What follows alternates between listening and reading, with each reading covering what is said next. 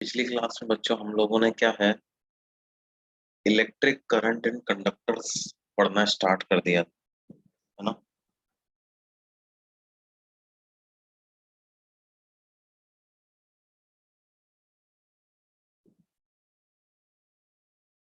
तो उसी को हम आगे बढ़ाते हैं।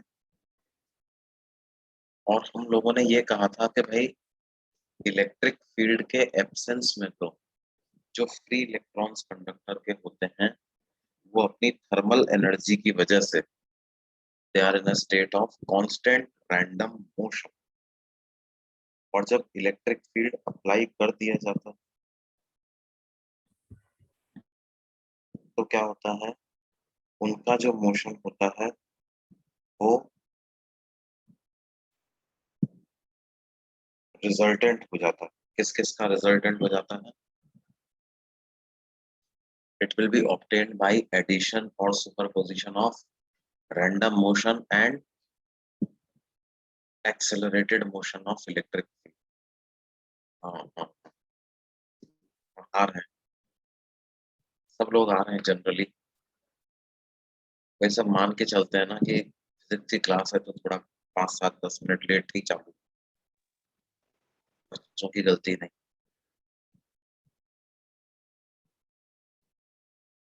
कोई बात नहीं, अभी तक तो मैंने देखो कुछ नया नहीं चालू किया है, पुराना ही अ, बताया है आपको।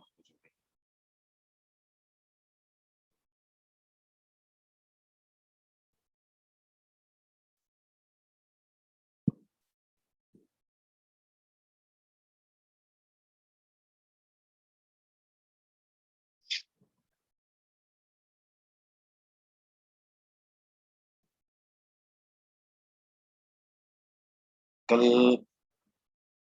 नॉर्मल ही होगा बेटे। कल ग्रेविटेशन का टेस्ट है ना। हाँ हाँ हाँ हाँ हाँ, ग्रेविटेशन का टेस्ट है तो आज ग्रेविटेशन की शीट डिस्कस कर सकते हैं। तुम लोगों ने तैयारी तो करी होगी, उसकी शीट तो करी होगी। Can be discuss sheet of gravitation today? Okay okay, कई लोगों का यस में अफर्मेटिव आंसर, तो बिल्कुल डिस्कस कर लेते हैं।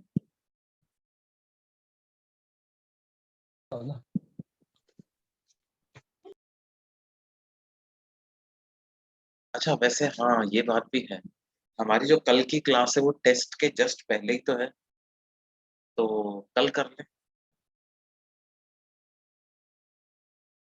कल वाली क्लास भी टेस्ट के पहले है ना, कल कर लेते हैं। ओके ठीक है, तो अब हम पढ़ना चालू करें।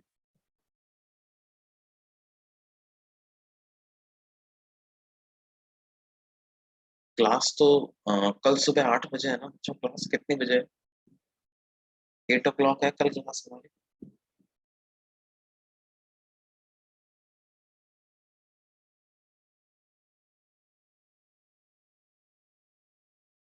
और टेस्ट कितने बजे है बच्चों?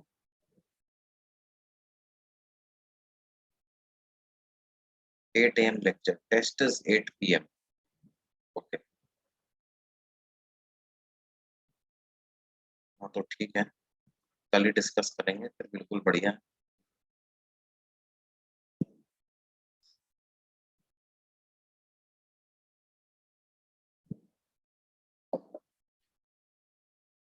ओके, तो let us start current electricity. वो हमने पिछली क्लास में पढ़ रहे थे, हम अब आ गए इस पर, electric current and conductor.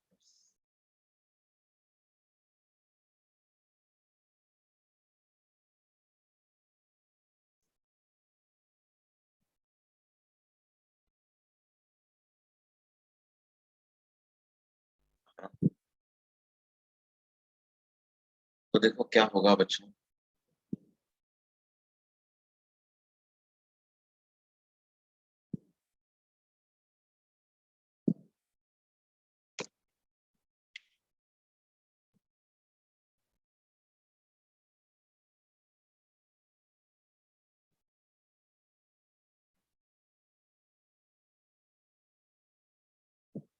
Test is 8 PM, and class is 8 a.m.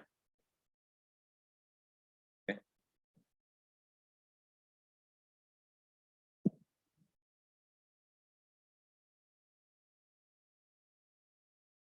देखो,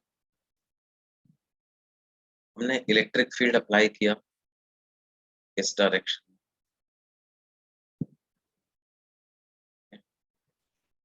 ये इलेक्ट्रिक फील्ड हमने इस डायरेक्शन। अब जो इसके अंदर जो इलेक्ट्रॉन है उनका मूवमेंट कैसा होगा, देखो मान लो इलेक्ट्रॉन की वेलोसिटी ऐसे थी जब मैंने इलेक्ट्रिक फील्ड स्विच ऑन किया, तो क्या होगा, वो इलेक्ट्रिक फील्ड की वजह से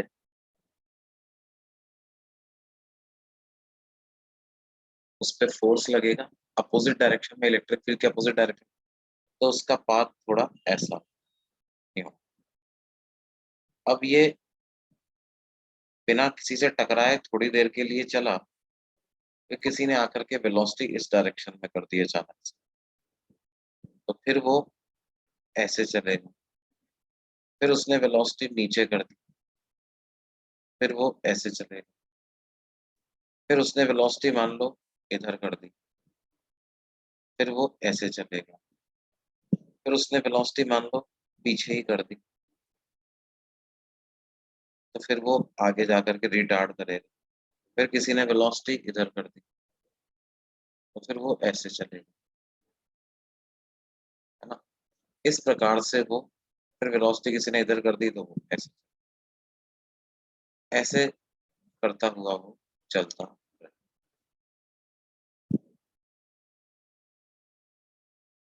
ऐसे चलता रहेगा। मतलब अब क्या होगा ना, देखो जैसे जब इलेक्ट्रिक फील्ड की एब्सेंस में क्या होता था, इन the absence of electric field वो टकरा करके वापस सेम पोजीशन पे आ जाता, टकराया ऐसे गया वापस सेम पोजीशन, फिर टकराया फिर ऐसे गया वापस सेम, लोग घूम फिर के वापस सेम पोजीशन पे, घूम फिर के वापस सेम पोजीशन। अभी ऐसा नहीं होगा, अभी क्या होगा, उसका धीरे धीरे इलेक्ट्रिक फील्ड के अपोजिट डायरेक्शन में नेट डिस्प्लेसमेंट होना चालू हो जाए, है ना। तो हम लिख सकते हैं मोशन ऑफ इलेक्ट्रॉन्स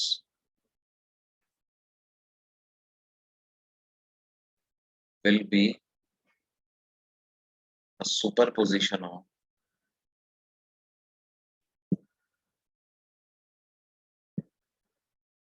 सुपरपोजिशन का बेसिक मीनिंग होता है addition,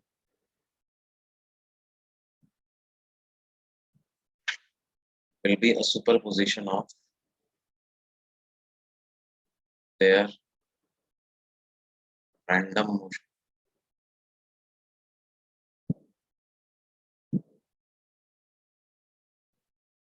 and accelerated motion due to electric field,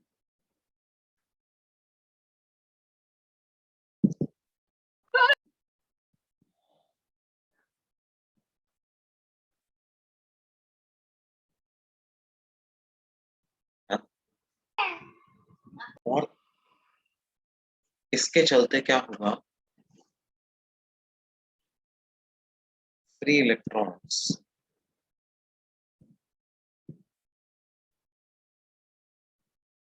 will now get displaced opposite to the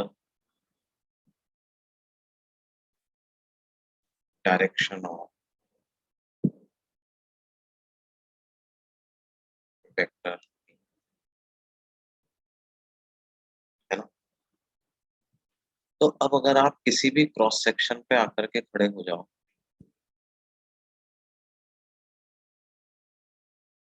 तो उस क्रॉस सेक्शन से क्या होगा, एक negative charge, net negative charge cross करने लग जाए।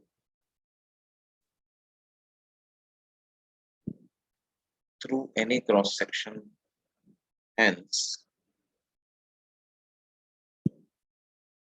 negative charge will flow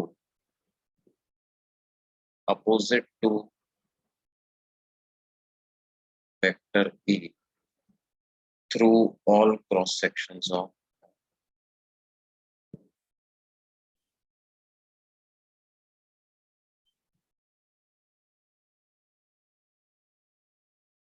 E के अपोजिट डायरेक्शन में नेगेटिव चार्ज फ्लो होना चालू हो जाएगा.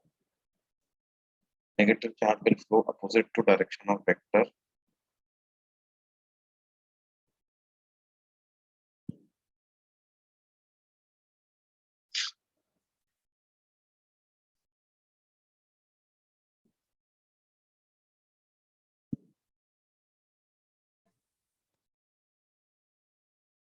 इसका मतलब क्या है? इसका मतलब हो गया कि इलेक्ट्रिक फील्ड की डायरेक्शन में पॉजिटिव करंट फ्लो होना चालू हो जाए.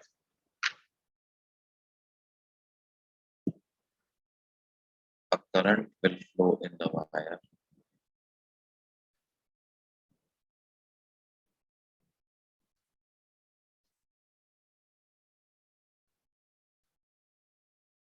in the direction of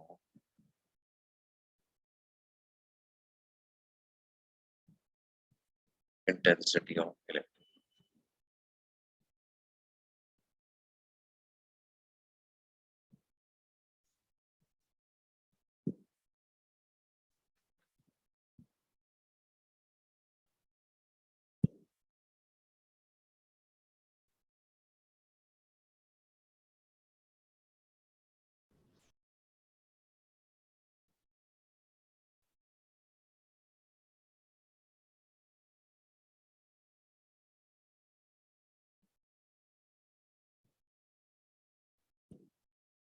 हाँ बेटा एक मिनट, ये वाला पेज नोट कर लेने दो कुछ लोगों को.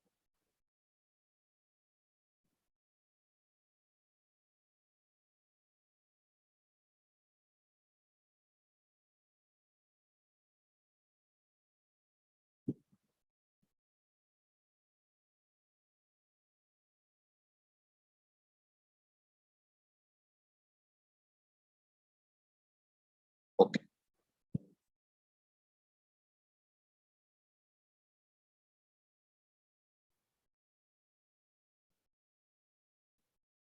है ना? अच्छा एक बात और ध्यान दें, फ्री इलेक्ट्रॉन्स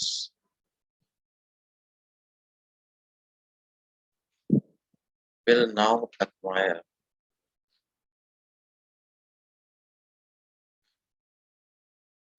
लास्ट पार्ट बाकी था लेकिन अच्छा अच्छा देख.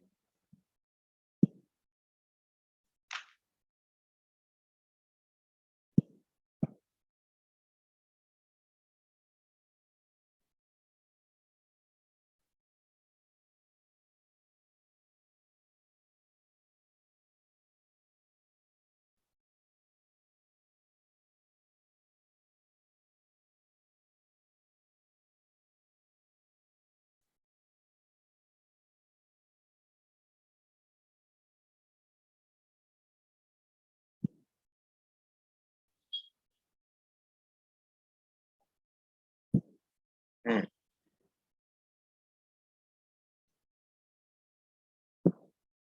बेटे अब क्या हो रहा है, रैंडम मोशन की वजह से वो नेट कहीं नहीं जा रहे हैं, लेकिन electric field is always pushing them towards left in this case.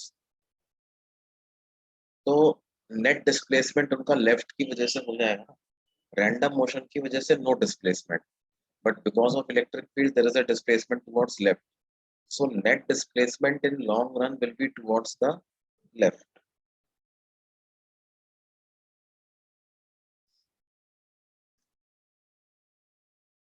Yes, positive current. Yes. क्या होगा? A current, positive current will flow in the wire in the direction of vector. Free electrons will now acquire an average velocity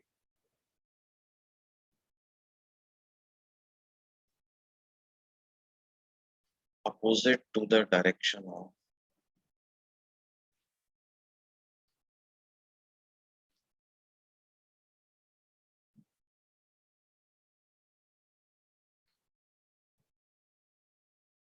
electrons will now acquire an average velocity opposite to the direction of vector E. Vector E के opposite direction में free electrons एक average velocity acquire कर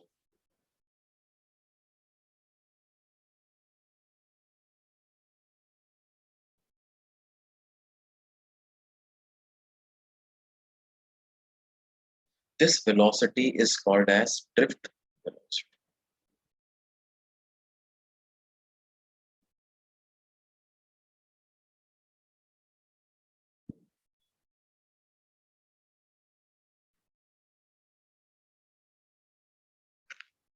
and its magnitude is called as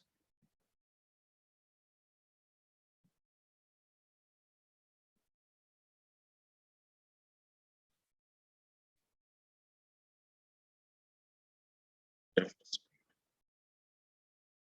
Its magnitude is called as drift.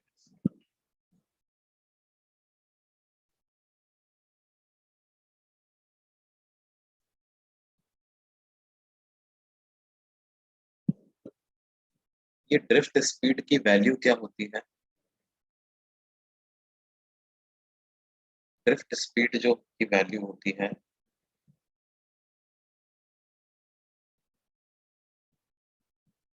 E E tau by E is electronic charge,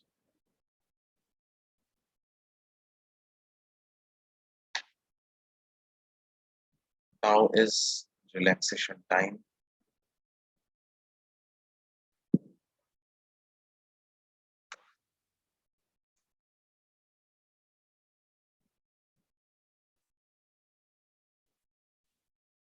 M is mass of electron,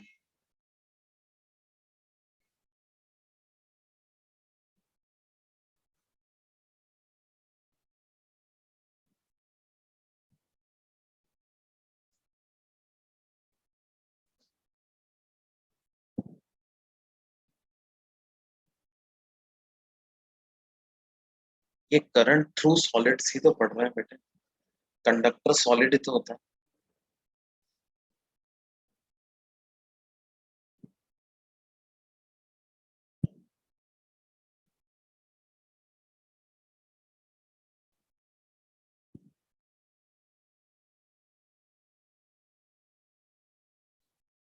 उसमें से भी पढ़ सकते हैं, उसमें से भी करंट की बात करेंगे, है ना? स्फीयर में से भी करंट की बात करेंगे।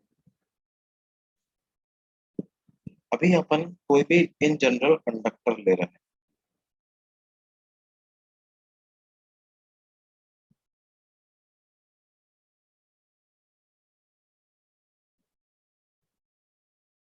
हाँ इलेक्ट्रॉनिक चार्ज, राइट, क्योंकि ये बेसिकली मैग्नीट्यूड लिख रहे हैं, ड्रिफ्ट स्पीड।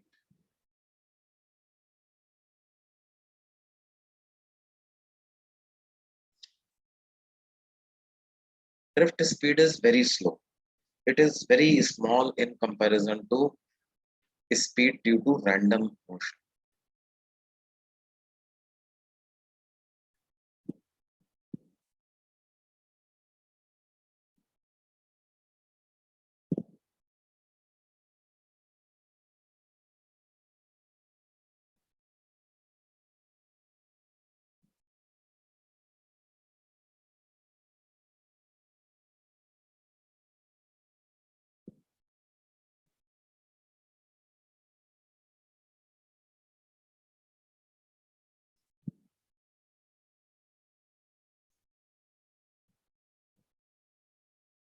ये मिलीमीटर पर सेकंड के ऑर्डर की होती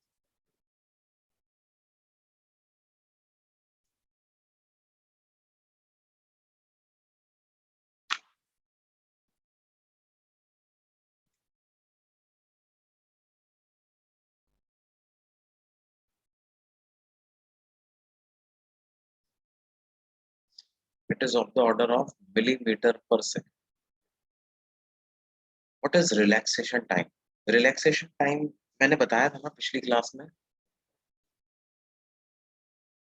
time interval between two successive collisions of an electron. क्योंकि कई सारे इलेक्ट्रॉन्स होते हैं, फ्री इलेक्ट्रॉन्स, तो और एटम्स होते हैं, उन सब के बीच में से इलेक्ट्रॉन्स को चलना होता है, तो वो क्या होते हैं, टकरा टकरा करके चलते हैं। कैसे चलते हैं? टकरा टकरा करके चलते हैं।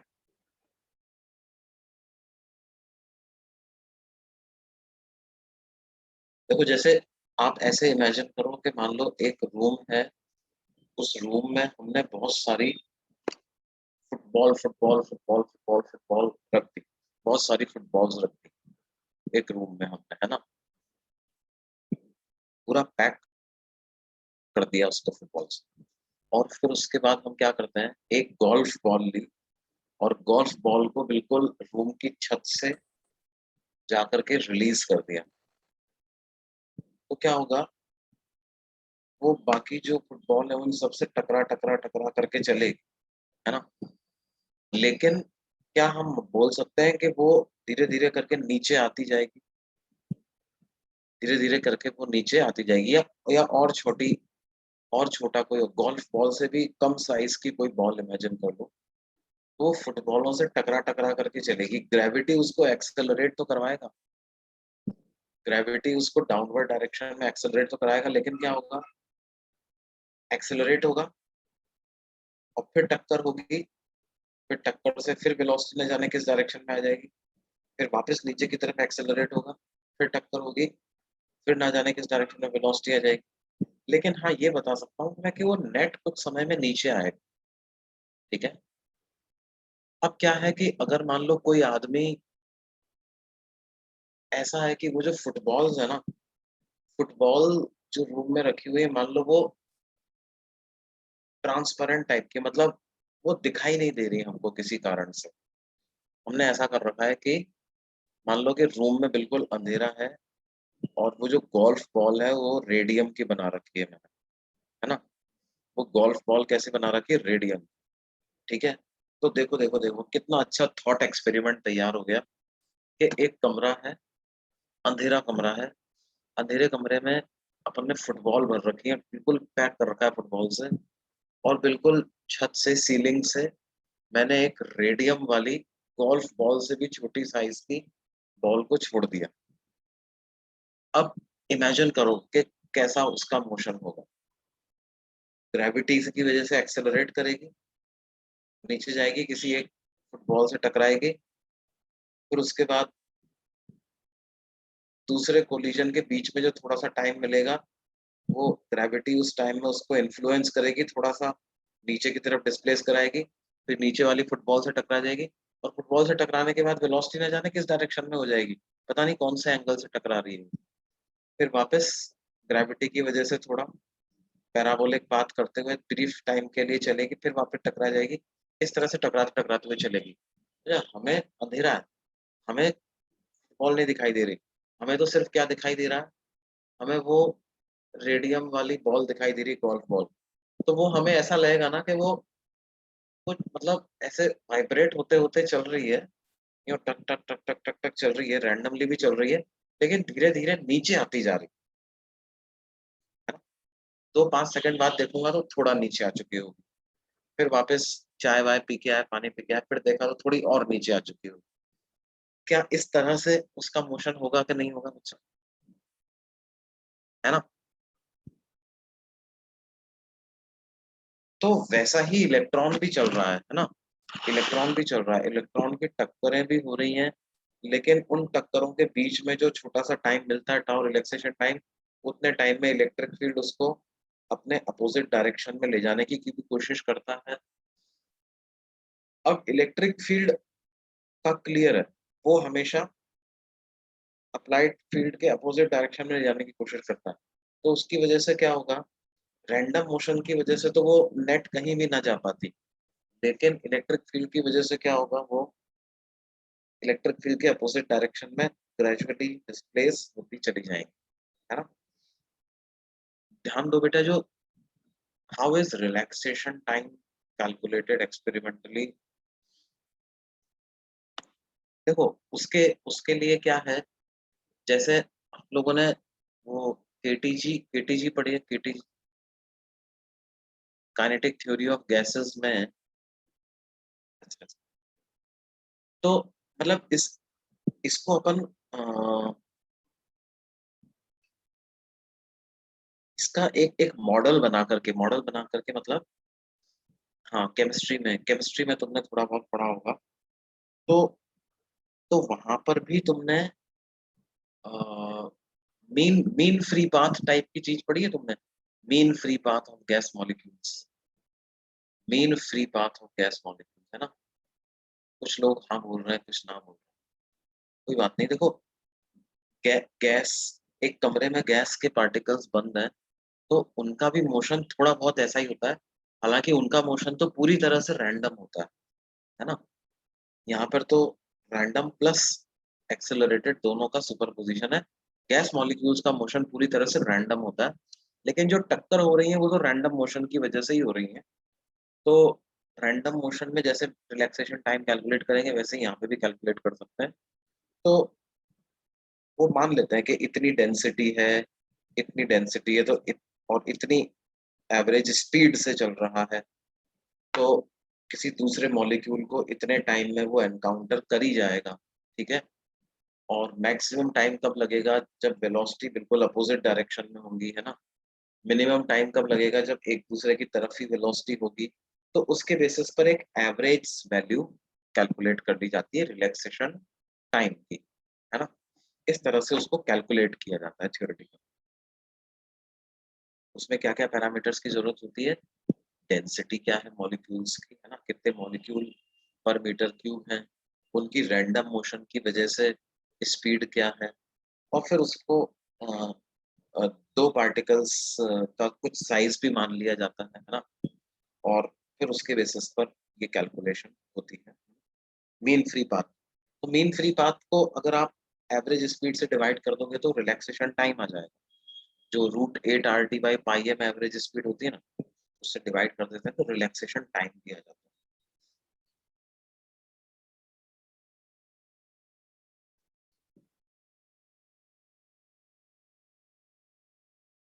इसको आप यहाँ पे लिख सकते हो कि it is of the order of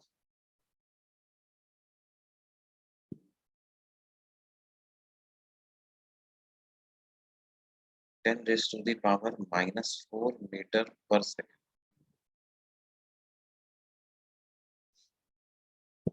अच्छा, और जो हमारी speed due to thermal motion होती, वो बहुत ज्यादा होती है, वो 10,000 मीटर पर सेकंड के ऑर्डर की होती है।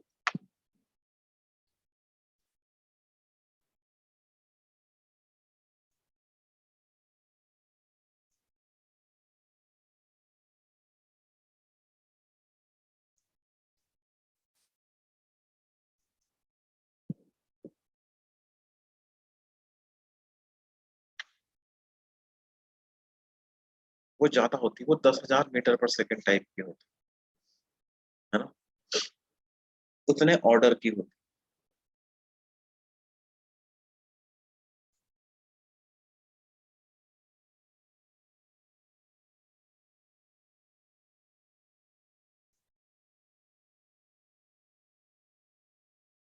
ये बात समझ में आती है। तो ये जो ड्रिफ्ट वेलोसिटी है, या ड्रिफ्ट वेलोसिटी का जो मैग्नीट्यूड है, it is very small, it is very small in comparison to the speed due to thermal energy, या स्पीड ऑफ रैंडम मोशन के कंपैरिजन में ये बहुत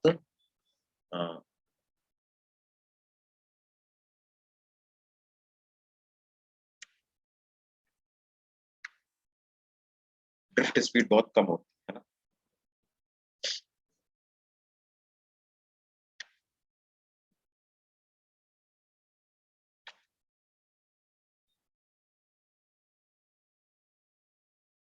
नहीं, ये देखो क्या है, जब आप वेलोसिटी की बात करते हो बेटे, है ना, वेलोसिटी वेलोसिटी का मतलब तो क्या होता है, डिस्प्लेसमेंट अपॉन टाइम होता है, राइट। तो जो डिस्प्लेसमेंट हो रहा है, डिस्प्लेसमेंट तो इलेक्ट्रिक फील्ड की वजह से ही हो रहा है ना, रैंडम मोशन की वजह से डिस्प्लेसमेंट नहीं हो रहा। डिस्टेंस तो चल रहा है, डिस्टेंस तो चल रहा है, लेकिन डिस्प्लेसमेंट नहीं हो रहा। एंड करंट स्टैब्लिश करने के लिए वी नीड डिस्प्लेसमेंट। सिर्फ डिस्टेंस से काम नहीं चलेगा, हमें क्या चाहिए, डिस्प्लेसमेंट चाहिए। आती बात समझ में बच्चों? तो इसलिए ये ड्रिफ्ट वेलोसिटी हमारे लिए इंपॉर्टेंट है। देखो आप ऐसे समझो, यूं समझो, देखो ड्रिफ्ट वेलोसिटी की अप्रोक्सीमेट कैलकुलेशन करके मैं बताता हूँ आपको, है ना, एक रफ कैलकुलेशन। देखो जैसा मैंने कहा है, ड्रिफ्ट वेलोसिटी क्या है, it is nothing but average velocity. Average velocity क्या होता है, डिस्प्लेसमेंट अपॉन टाइम।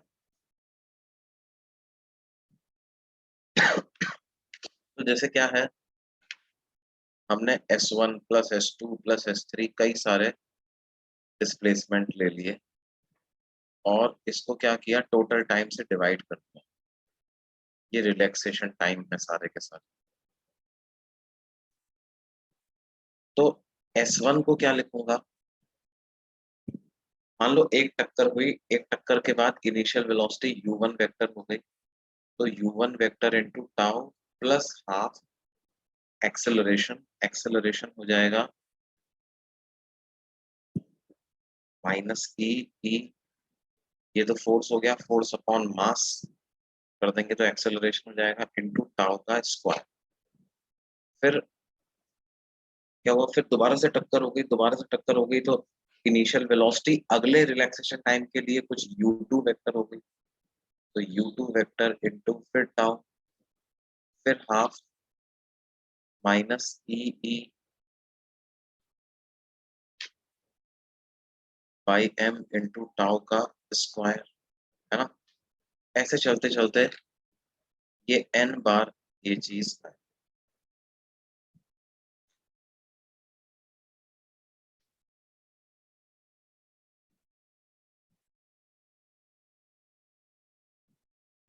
और इस पूरे को हम डिवाइड कर दें, इससे डिवाइड कर दें, टाउ प्लस टाउ कितनी बार आ रहा है, n बार आ रहा है, तो n टाउ से इसको डिवाइड कर।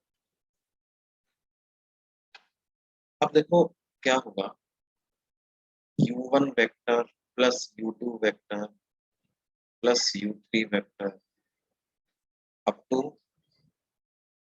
un vector into tau.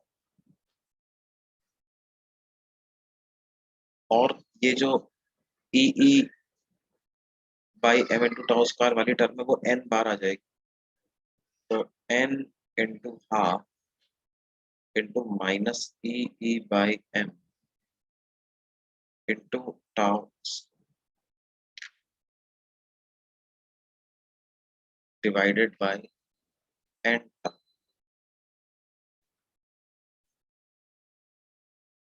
अब ये पूरा ऐड होकर के क्या हो जाएगा, it will add up and become zero. क्योंकि मान लो पहली टक्कर के बाद वेलोसिटी ऐसे थी, दूसरी टक्कर के बाद ऐसे हो गई, तीसरी टक्कर के बाद ऐसे, चौथी टक्कर के बाद ऐसे हो गई, तो वो तो रैंडमली होती जा रही है ना, तो ये सब तो ऐड होकर के जीरो ही आने वाला। तो this entire thing will become zero. तो ड्रिफ्ट वेलोसिटी या एवरेज वेलोसिटी, हाँ, tau will be same for all displacement, yes. वो एक पैरामीटर है जो कि टेम्परेचर पे डिपेंड करता है और नंबर ऑफ फ्री इलेक्ट्रॉन्स पे डिपेंड करता है ना, सबके लिए सेम है। तो हमारे पास क्या आ जाएगा, n से n कैंसिल हो जाएगा, टाउ से टाउ कैंसिल हो जाएगा, तो ये आ जाएगा वेक्टर फॉर्म में। अगर आप इसको लिखोगे तो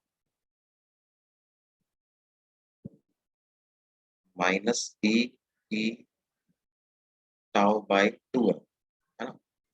देखो यहाँ पर एक टू का फैक्टर आ रहा है, लेकिन अ, देखो ये कैलकुलेशन क्या है, हमने एक तरह की पूरा न्यूटोनियन फिजिक्स मान करके ये कैलकुलेशन कर लिया है ना। इलेक्ट्रॉन क्योंकि बहुत हाई स्पीड से चल रहा होता है, ऑब्वियसली स्पीड तो बहुत ज्यादा है ही उसकी, तो क्या है थोड़े रिलेटिविस्टिक इफेक्ट भी अगर वहां पर लिए जाए, है ना, और उन सब चीजों को अकाउंट में लिया जाए, तो फाइनली क्या होता है। अच्छा, माइनस साइन बता रहा है, नेगेटिव साइन बता रहा है, negative sign indicates that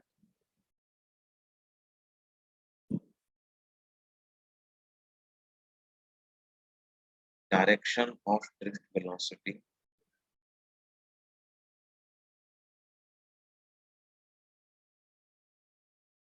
is opposite to E vector.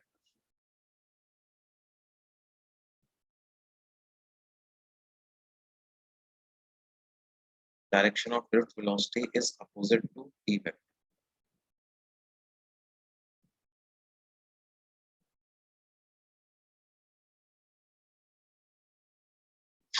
Magnitude की अगर बात करें तो मैग्नीट्यूड इसका आ जाता है ई ई टाउ बाई एम आ जाता है। ये टू का फैक्टर नहीं आता, वो टू का फैक्टर एग्जैक्ट कैलकुलेशन करने पर टू का फैक्टर नहीं आता है। सारी जो स्टैंडर्ड बुक्स हैं उसमें ई टाउ बाई एम करके हम ड्रिफ्ट स्पीड लिखते हैं।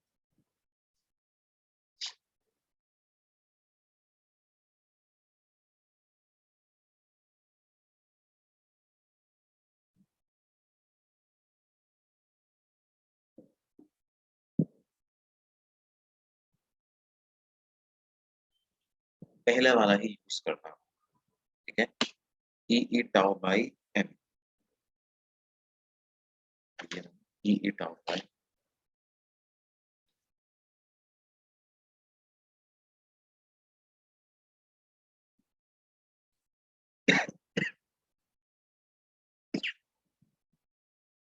देखो प्रोपोर्शनैलिटी वही रहती है ना। This velocity does not count velocity due to thermal energy. वो काउंट कर लिया बेटे, थर्मल एनर्जी की वेलोसिटी भी काउंट कर ली, लेकिन उस वेलोसिटी की वजह से क्या है, जब उसको एवरेज आउट अपन करते हैं तो वो जीरो आ जाता है।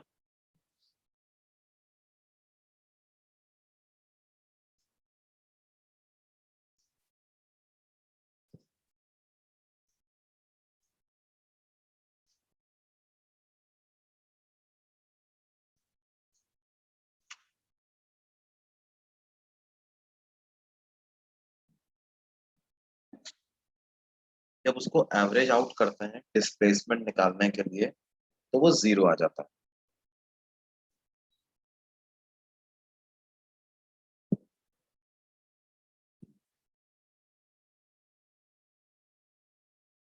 ठीक है? ये नोट कर लिया ना सबने।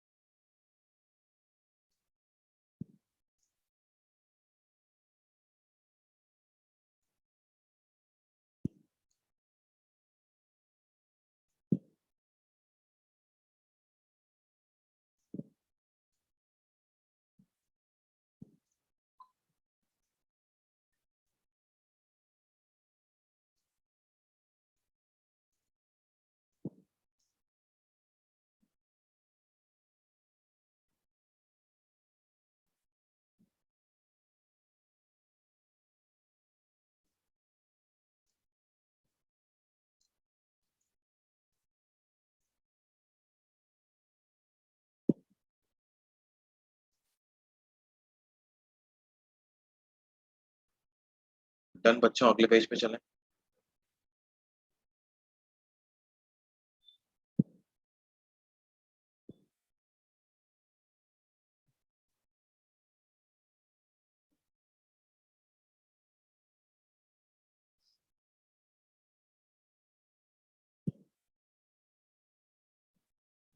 ओके, देखिए,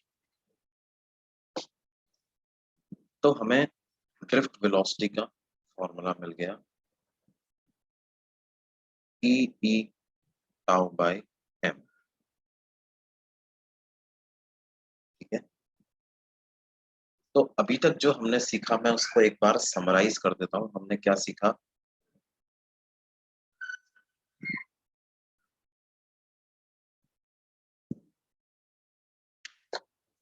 Yes, yes. Instantaneous speed of electron will be very high, but average velocity will be very low, right?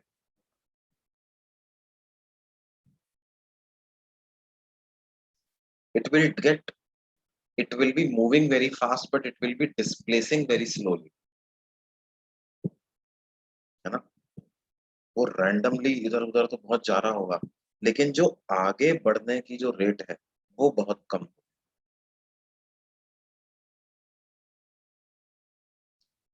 और करंट रैंडम स्पीड से नहीं आ सकता। करंट तो जो उसकी एक डायरेक्शन में वेलोसिटी है, डिस्प्लेस होने वाली वेलोसिटी, उसी से। अभी तक जो हमने पढ़ा है वो मैं समराइज कर देता हूँ। देखो क्या पढ़ा है। इलेक्ट्रिक मतलब कंडक्टर में कई सारे फ्री इलेक्ट्रॉन्स होते हैं।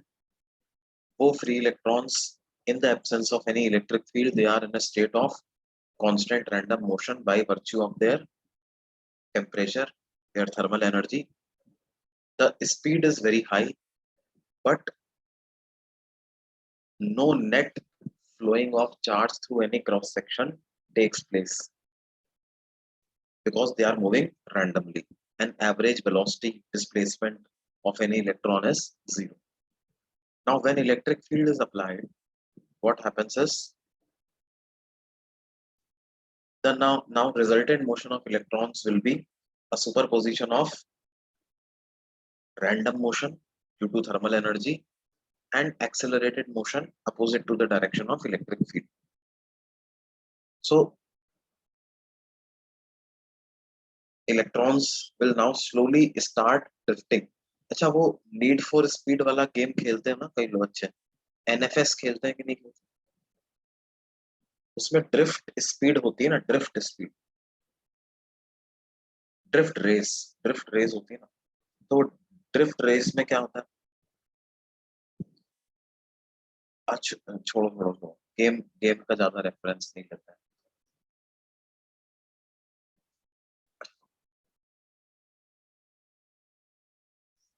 तो मैं इसकी बात बता रहा था। देखो मैंने अपन ने वो रेडियम वाली बॉल का मॉडल समझा था, है ना?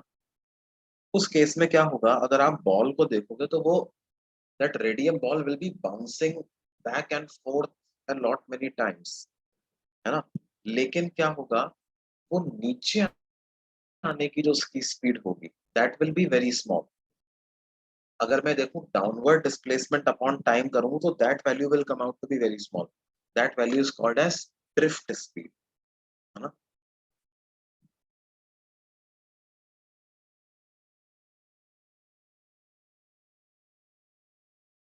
जैसे वो क्या है, मान लो जैसे छोटे बच्चे होते हैं ना, वो मान लो आप उनको कहीं पर घुमाने फिराने लेके गए, ठीक है?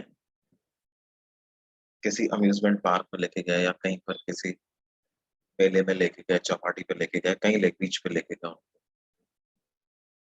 वो लोग क्या है, किसी बात पे भाई मेरे को ये लेना है, ये वाला खिलौना दिला दो, ये कर दो, वो कर दो। तो वैसे वो हाथ पांव बहुत मार रहे होते हैं, कभी इधर जाएंगे कभी उधर। और घर वाले जो है उनका कान पकड़ के, हाथ पकड़ के उनको एक डायरेक्शन में ड्रैग करके लेके जा रहे हैं। अरे नहीं, इधर चलो, सीधे चलो, घर जाना है, लेट हो गई, जल्दी चलो। तो वो हाथ पैर बहुत मार रहे हैं बेचारे, है ना? उनकी एनर्जी तो बहुत ज्यादा है, लेकिन डिस्प्लेसमेंट जो हो रहा है वो धीरे धीरे हो रहा है। जो डिस्प्लेसमेंट वाली वेलोसिटी है वो क्या है? Drift velocity. तो ड्रिफ्ट वेलोसिटी इलेक्ट्रॉन्स की बहुत कम आती है। अब देखो इस ड्रिफ्ट वेलोसिटी की वजह से क्या होगा, है ना? ड्रिफ्ट वेलोसिटी की वजह से क्या होगा, ये कंडक्टर, अब इसका एक सिंप्लीफाइड मॉडल अपन ऐसा बना सकते हैं, ठीक है? सिंप्लीफाइड मॉडल ऐसा बना सकते हैं कि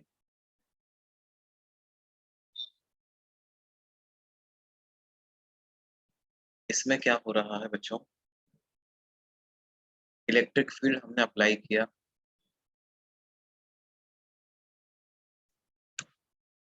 कुछ इस डायरेक्शन में, तो इलेक्ट्रॉन्स जो इसके हैं, फ्री इलेक्ट्रॉन्स, वो अब इलेक्ट्रिक फील्ड के अपोजिट डायरेक्शन में डिस्प्लेस होने लग,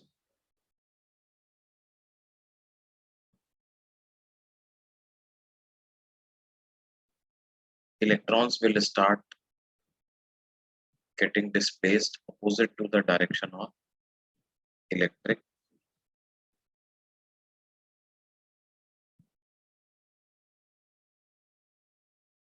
ठीक है। अब अगर हम इस कंडक्टर का कोई क्रॉस सेक्शन पकड़े तो इससे नेट चार्ज फ्लो होने लग जाएगा, है ना। या हम ये बोल सकते हैं कि करंट अब इसमें स्टैब्लिश हो जाएगा, करंट इस डायरेक्शन में स्टैब्लिश,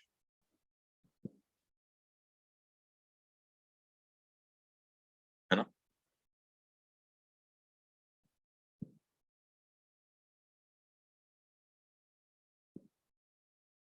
अब देखो, हम ये पता लगाना चाहते हैं कि कोई भी एक क्रॉस सेक्शन ले लिया, मान लो मैंने ये ए बी वाला क्रॉस सेक्शन ले लिया, तो इस ए बी क्रॉस सेक्शन से कितना नेगेटिव चार्ज लेफ्ट में जा रहा है पर सेकेंड,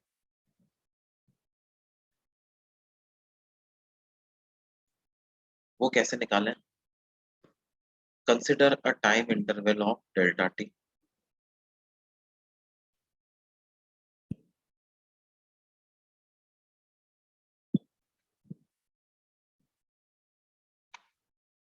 तो in this delta t time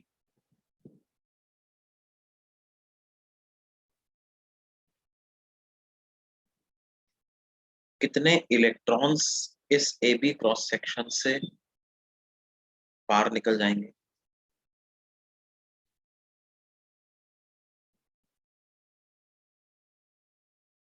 number of electrons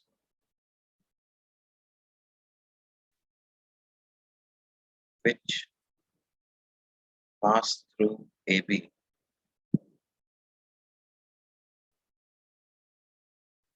in delta t time, क्या मैं उसको ऐसा लिख सकता हूँ क्या, n into a into vd delta, where what is n, n is number of free electrons per meter cube,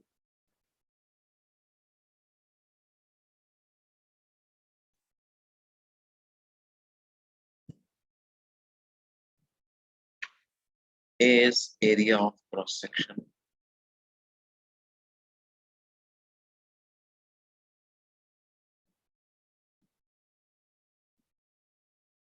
vd is drift speed।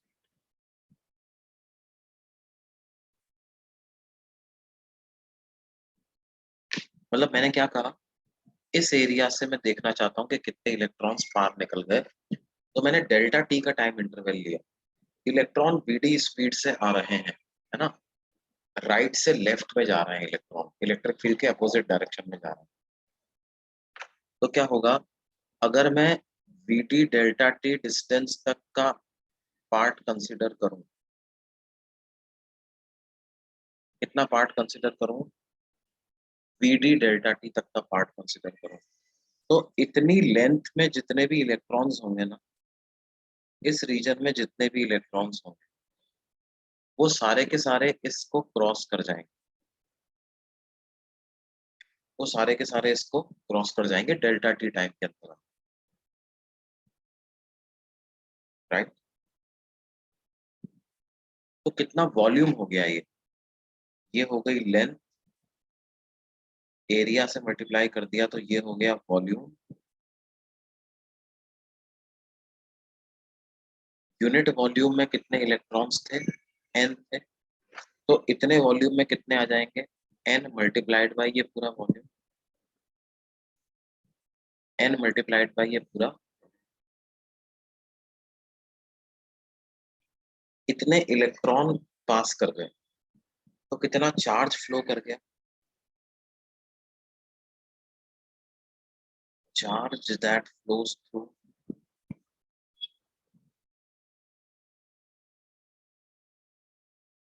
AB in delta t time,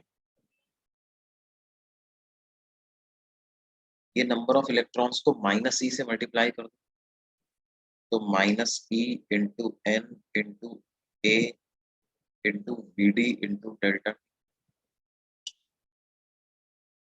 तो per second कितना चार्ज पास कर गया, charge flowing per second delta t से divide कर, तो आ जाएगा minus e into n into A into v d, drift speed, इतना चार्ज चला गया opposite to electric field,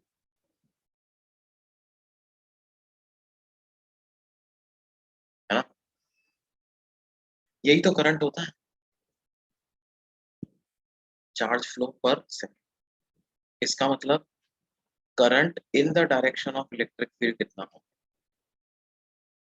current in the direction of electric field ये कितना हो गया, एन ए ई, उसको पॉजिटिव कहें, current in the direction of e हो गया एन ए ई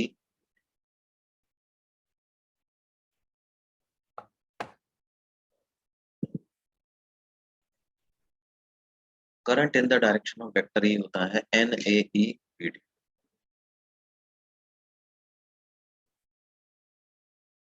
ठीक है, जहां पर इन सब का मतलब अपन पहले ही लिख चुके हैं, एक बार और लिख देते हैं, एन क्या होता है,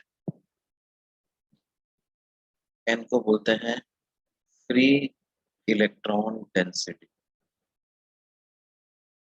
ये फ्री इलेक्ट्रॉन डेंसिटी कॉपर के लिए अलग होगी, स्टील के लिए अलग होगी, है ना, मटेरियल पे डिपेंड करेगी, depends on material of conductor, A is area of cross section,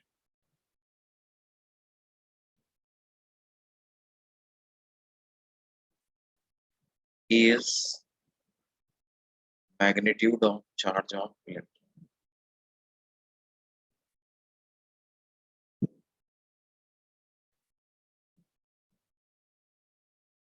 and BD is drift speed.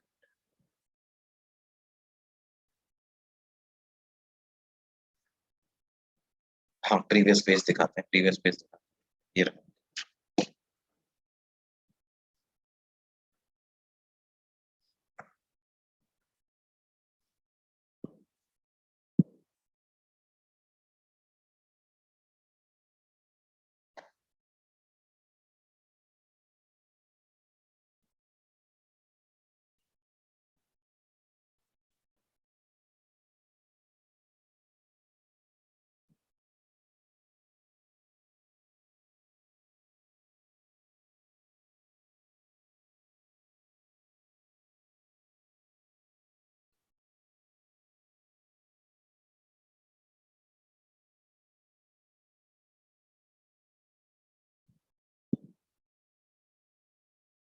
Free electron density होती है number of electrons per unit volume, number of electrons per unit volume,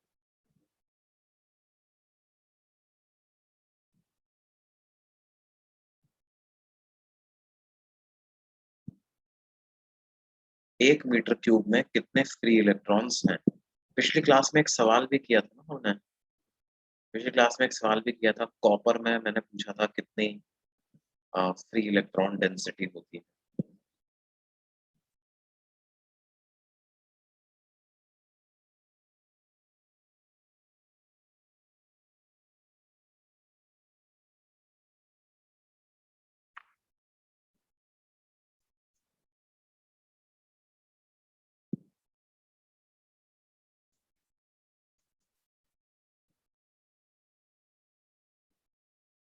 हो गया बच्चों, ये वाला page हो गया।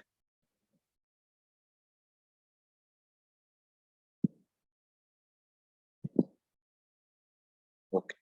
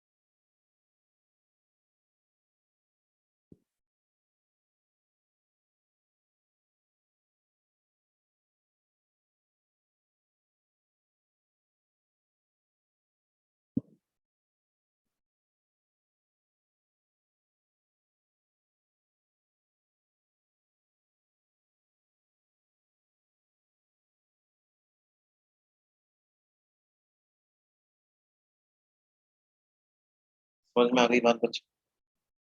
Okay. अब देखो क्या है, ये हमें याद रखना है। Current in a conductor can be expressed in terms of drift speed with the formula NAE BD, and the direction of current will be in the direction of electric field opposite to the direction of drift velocity. अब drift velocity की value हम substitute कर देते हैं e e tau by m. तो I कितना आ जाएगा? आई होता है n A e v d, और बी डी को लिख देता हूँ e e tau by m. तो आई की वैल्यू आ गई n E square tau by m, n E square tau by M into e into A. और अगर मान लो हमारे पास कोई वायर है,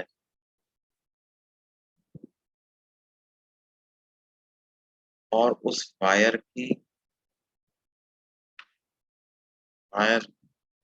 कुछ लेंथ है एल,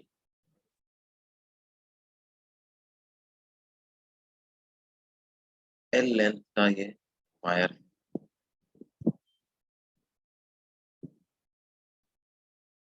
और आपने पोटेंशियल डिफरेंस उसके अक्रॉस अप्लाई कर रखा है पी, है ना। मान लो ये ए टर्मिनल है, ये बी टर्मिनल है, तो वी ए माइनस बी की वैल्यू आपने अप्लाई कर रखी है। तो क्या होगा, उसके अंदर जो इलेक्ट्रिक फील्ड जनरेट हो जाए ई, वो ई को आप पोटेंशियल डिफरेंस बाई लेंथ कर सकते हो, तो ई को वी बाई एल लिख सकते हैं। तो आई की वैल्यू आ जाएगी n E square tau by m, और ई को लिख देता हूँ वी बाई एल, तो A by l into v, where v is potential difference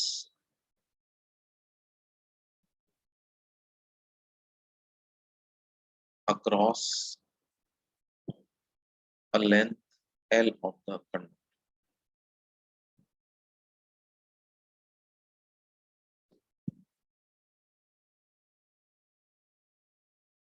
Potential difference across a length L of the conductor. अब यहां से इसको ऐसे लिख लिया जाता है V divided by M upon N E square tau into L by A. अब ये जो पूरी क्वांटिटी है इसको आप देखो, M mass of electron, E charge of electron, तो ये तो फिक्स हो गए। N कंडक्टर के मटेरियल पे डिपेंड करेगा, टाउ रिलैक्सेशन टाइम है, ये टेम्परेचर पे डिपेंड करेगा और मटेरियल पे भी डिपेंड करेगा। और L और A ये तो फिजिकल पैरामीटर्स हैं, लेंथ और एरिया ऑफ क्रॉस सेक्शन, है ना। तो अगर हमारे पास एक गिवन कंडक्टर है गिवन टेम्परेचर पर, तो उसमें से फ्लो करने वाला current is directly proportional to potential difference applied across its length. I is directly proportional to V। और ये जो क्वांटिटी है, मान लो दो अलग अलग कंडक्टर लिए, जिसके लिए ये डिनोमिनेटर वाला पैरामीटर ज्यादा आएगा, उसमें सेम पोटेंशियल डिफरेंस अप्लाई करने पर भी करंट कम फ्लो होगा।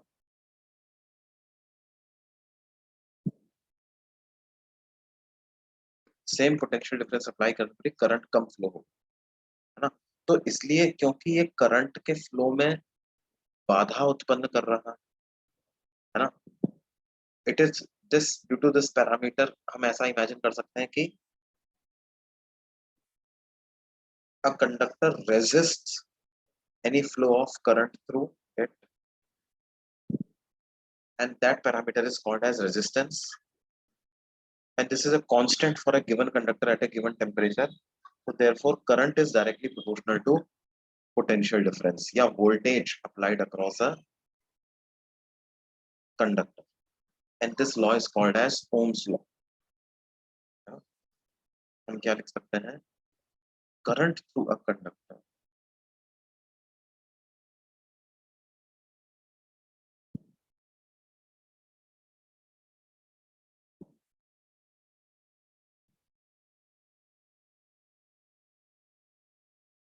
at constant temperature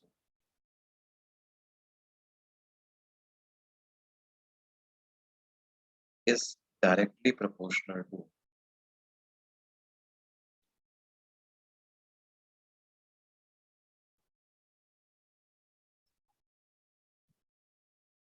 the potential difference applied across.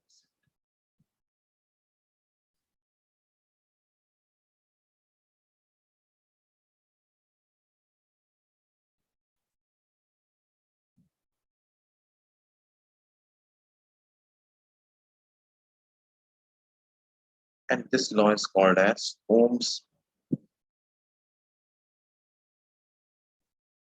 इस लॉ को क्या कहेंगे, Ohm's law. I is equal to V by R.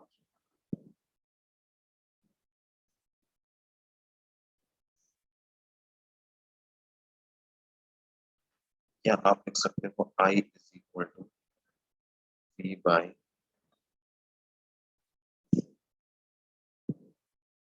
या आप ऐसे भी लिख सकते हो V is equal to IR.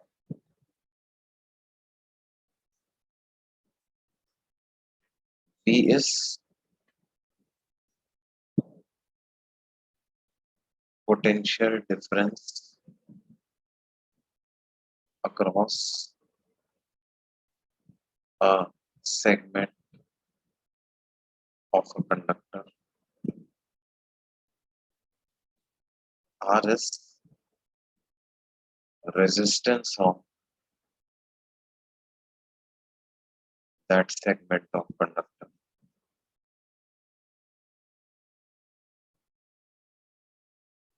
और R की वैल्यू क्या होगी, R is equal to M upon N E square tau into L by. अब ये जो पैरामीटर है ये इंट्रिंसिक प्रॉपर्टी है, मतलब कि क्या है, ये उसके फिजिकल पैरामीटर मतलब लेंथ एरिया पे डिपेंड नहीं करेगा, मटेरियल और टेम्परेचर पे ये डिपेंड करता है। इस क्वांटिटी को बोल देते हैं rho, resistivity. Rho is resistivity, और रो बराबर होता है 2m upon N E square, m upon N E square.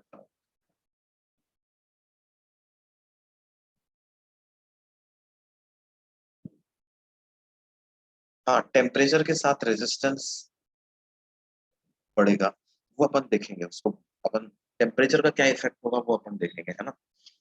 फिलहाल के लिए हम अभी बात कर रहे हैं कि कांस्टेंट टेम्परेचर पे तो क्या बिहेवियर होता है। मतलब अगर मैं करंट वर्सेस वोल्टेज का ग्राफ ड्रॉ करूं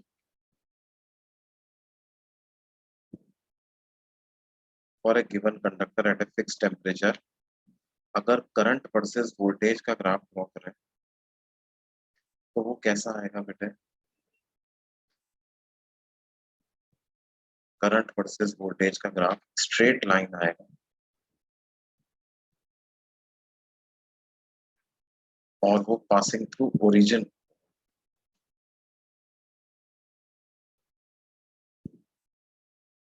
आप कट करा सकते हो इसको, ओरिजिन तक ले जा सकते हो, कोई दिक्कत नहीं है। वोल्टेज जीरो है तो करंट जीरो होगा ही।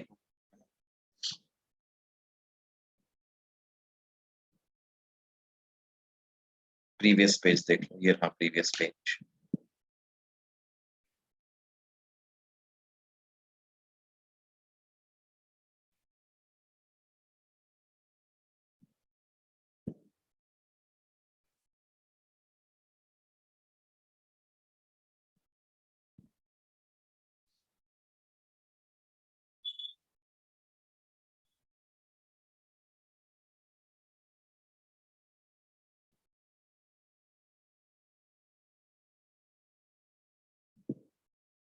हाँ, ये पेज फिर से एक्सप्लेन कर देते हैं बेटे। देखो, करंट हमने देखा था, करंट बराबर होता है ड्रिफ्ट वेलोसिटी के टर्म्स में। करंट को कितना लिखते हैं हम, I is equal to n A e into drift velocity. मैंने उसी एक्सप्रेशन में ड्रिफ्ट वेलोसिटी की वैल्यू सब्स्टिट्यूट कर दी, e e tau by m, ऐसा आ गया। मैंने कंडक्टर कंसिडर किया, एल लेंथ का है, A area of cross section है। मैंने माना कि उसके एंड्स के अक्रॉस पोटेंशियल डिफरेंस मैंने बी अप्लाई कर दिया। तो देखो, इलेक्ट्रिक फील्ड की डायरेक्शन क्या होगी, हाई पोटेंशियल से लो पोटेंशियल, और करंट भी इसी डायरेक्शन में फ्लो करेगा, from high potential to low potential, या in the direction of electric field. तो ये जो इंटेंसिटी ऑफ इलेक्ट्रिक फील्ड थी इसको मैंने V बाई एल रख दिया, V बाई एल। तो n E square tau by m को एज इट इज रखा, इसको नहीं छेड़ा मैंने, और इसको V बाई एल लिख दिया, तो ए बी बाई एल ऐसा आ गया। और V को न्यूमरेटर में रखते हुए बाकी सबको मैं डिनोमिनेटर में रह गया, तो M L upon N E square tau A ऐसा आ जाएगा। ये वैल्यू आ जाएगी किसकी, रेजिस्टेंस की।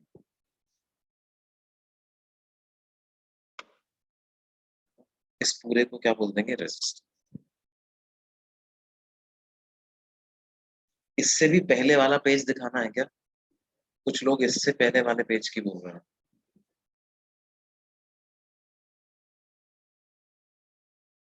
इससे पहले वाला तो किसी को नहीं चाहिए ना, इसके बाद वाला चाहिए,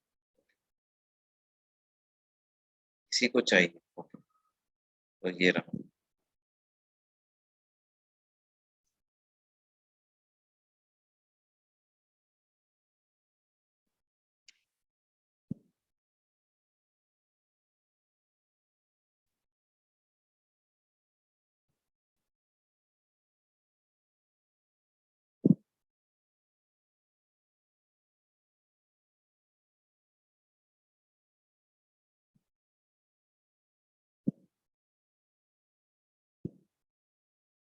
ओके,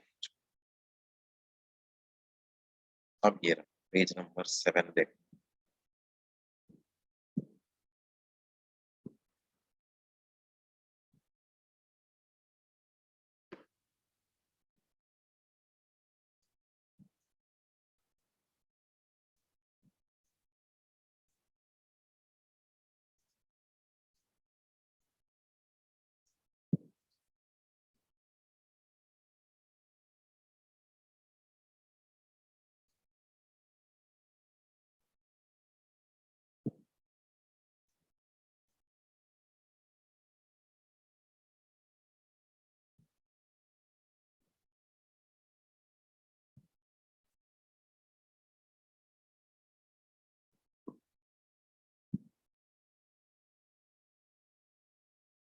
हाँ बच्चों,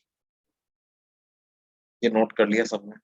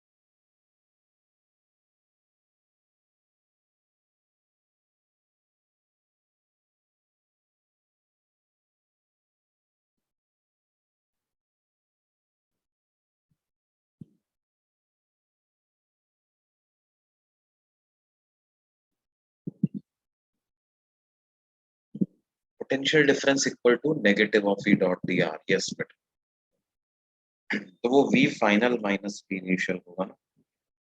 minus E dot D R करोगे तो V B minus V A मिल जाएगा। तो V A minus V B क्या हो जाएगा? E into L.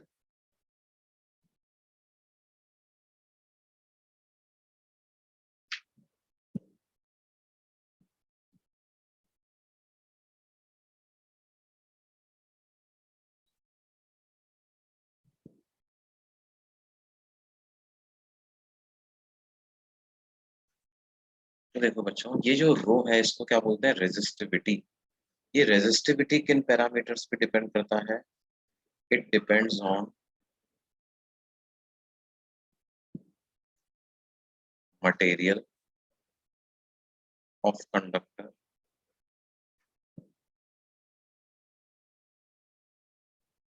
And on temperature.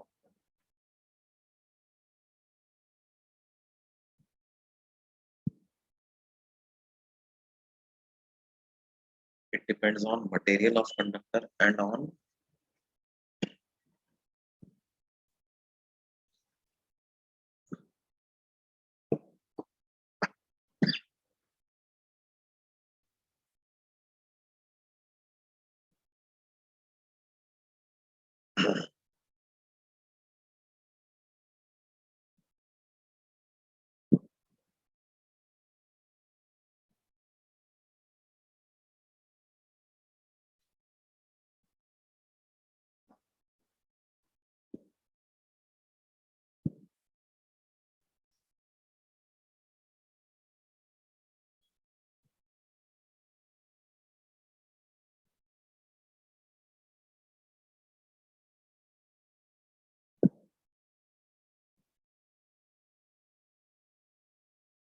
देखो ग्राफ तो स्ट्रेट लाइन है, y equal to m x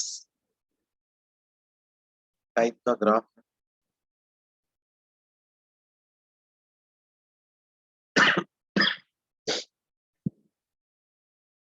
I को आप क्या लिख सकते हो? v by r. तो I को मैंने ले लिया y एक्सिस पर, r कांस्टेंट है, 1/r भी कांस्टेंट है। ये हो गया स्लोप, ये हो गया x एक्सिस। तो y equal to m x graph कैसा होता है? Straight line passing through origin होता है। डॉटेड पूरा बना दो आप, उसको मुझे कोई दिक्कत नहीं, पूरा बना दो।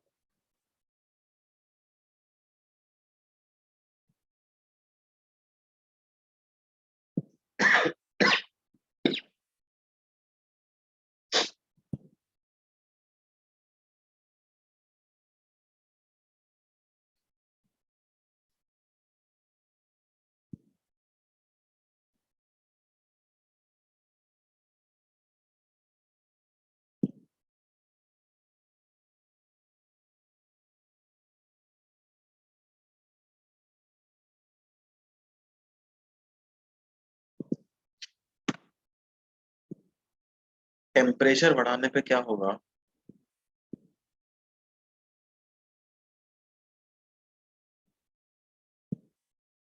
रिलैक्सेशन टाइम डिक्रीज हो जाए, रेजिस्टिविटी बढ़ जाए।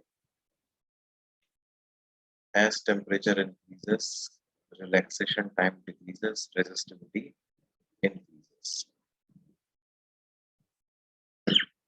और रेजिस्टिविटी बढ़ेगी तो ऑफ कोर्स रेजिस्टेंस भी बढ़ेगा, है ना? हम लिख सकते हैं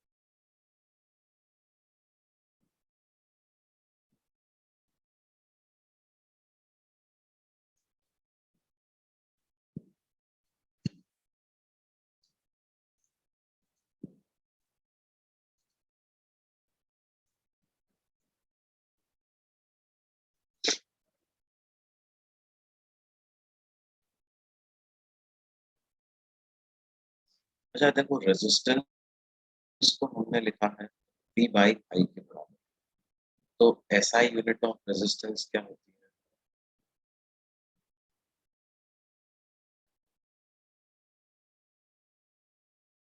वोल्ट पर ampere,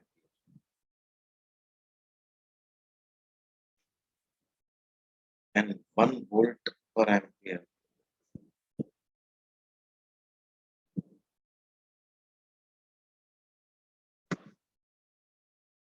is called as 1 ohm, या इसको 1,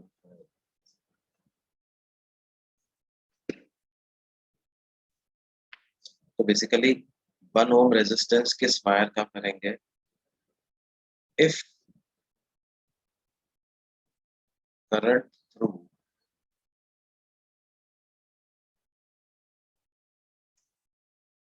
if 1 ampere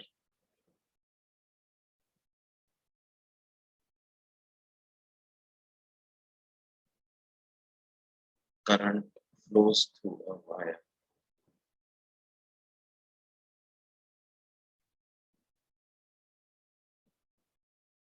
on application of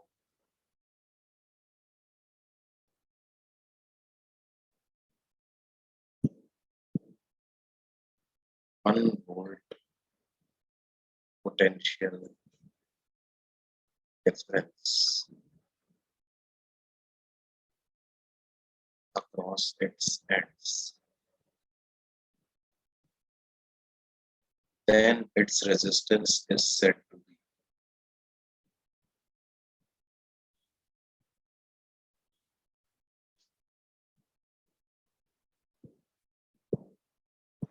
one ohm. अगर 1 वोल्ट का पोटेंशियल डिफरेंस अप्लाई करने पर 1 एम्पियर करंट फ्लो करता है, तो उस वायर का रेजिस्टेंस हम क्या कहेंगे? 1 ओम। ऐसे वायर का रेजिस्टेंस हम कहेंगे 1 ओम।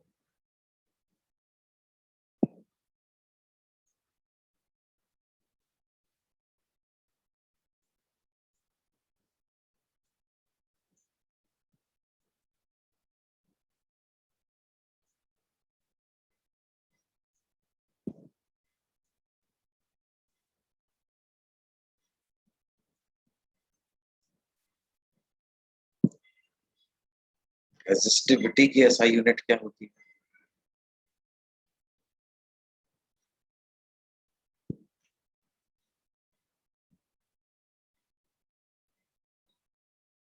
रो is ohm metre. Ohm metre.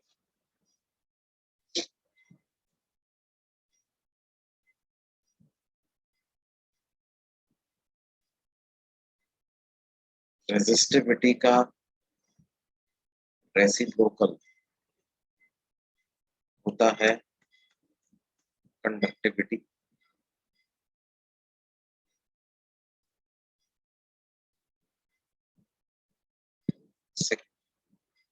Symbol से उसको रिप्रेजेंट करते हैं, ये बराबर होता है 1/रो।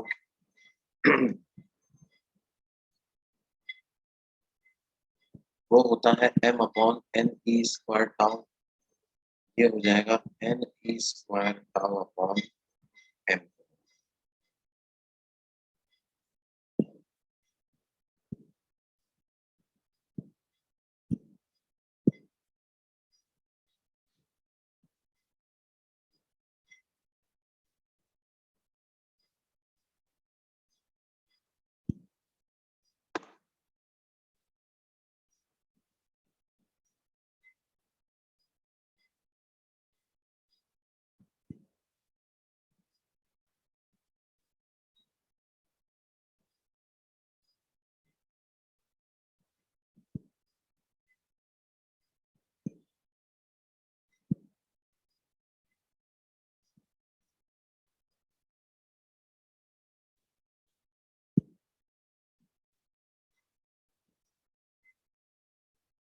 कंडक्टिविटी मतलब जिस मटेरियल का कंडक्टिविटी ज्यादा है वो उतना ही अच्छा कंडक्ट करता है, मतलब कम वोल्टेज पे भी ज्यादा करंट फ्लो कर जाए। Good conductors of current, electric current have higher conductivity, है ना। जैसे दो तीन ने मटेरियल लिए, बराबर लेंथ बराबर एरिया, सब में सेम वोल्टेज अप्लाई कर दी, तो जिसमें करंट सबसे ज्यादा फ्लो करेगा हम कहेंगे उसकी कंडक्टिविटी सबसे ज्यादा है, उसकी रेजिस्टिविटी सबसे कम।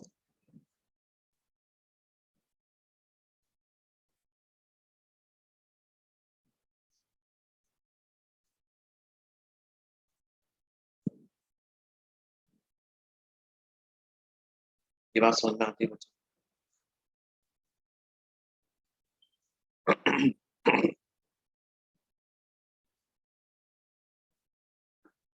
अच्छा, एक चीज ये समझें कि देखो हमने करंट को लिखा था n A e v d के बराबर, है ना।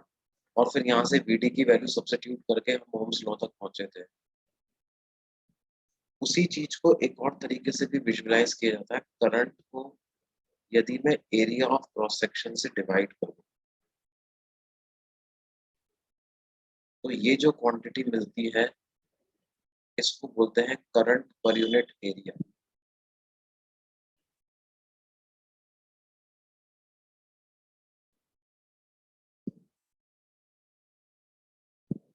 और इसको बोलते हैं करंट डेंसिटी।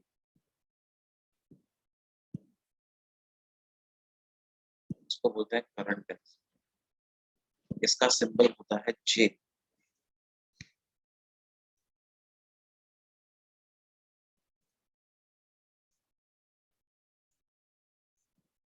इसका सिंबल क्या होता है? जे।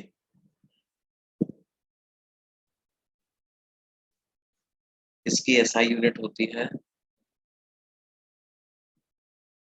Ampere per metre.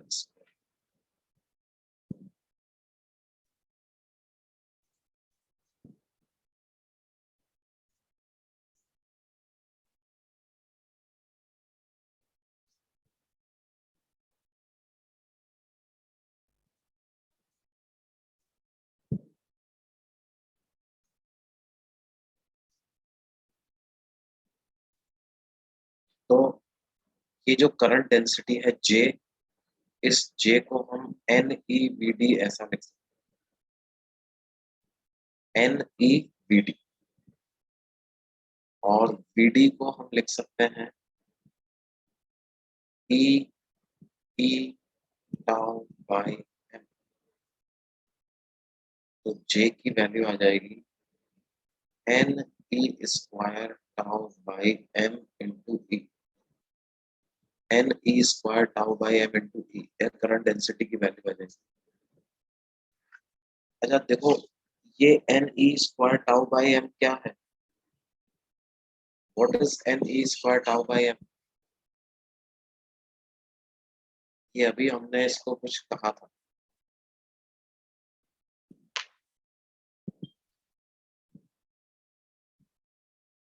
It is conductivity 1/ρ है। This is not rho, this is 1/ρ. Rho is M upon Ne² tau. Rho is M upon Ne² tau. And sigma is Ne² tau by. This is sigma conductivity. तो J को हम लिख लेते हैं sigma E। ठीक है, ये भी another form of ohm's law ही है। इसको vector form of ohm's law कहा जाता है। Intensity of electric field vector quantity है ना, intensity of electric field is a vector, और करंट डेंसिटी ये भी एक वेक्टर क्वांटिटी ही होती है। कंडक्टिविटी तो स्केलर है, ये वेक्टर है, वेक्टर को स्केलर से मल्टीप्लाई करोगे तो वेक्टर ही मिलेगा। डायरेक्शन ऑफ करंट डेंसिटी क्या होता है?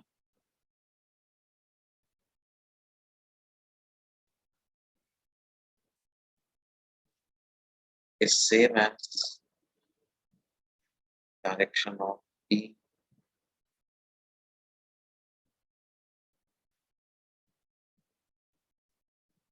और same as direction of current in the.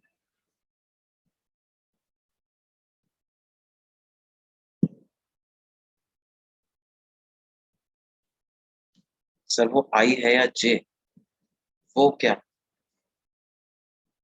किस लाइन की बात कर रहे हो, विच लाइन का रेफरिंग टू?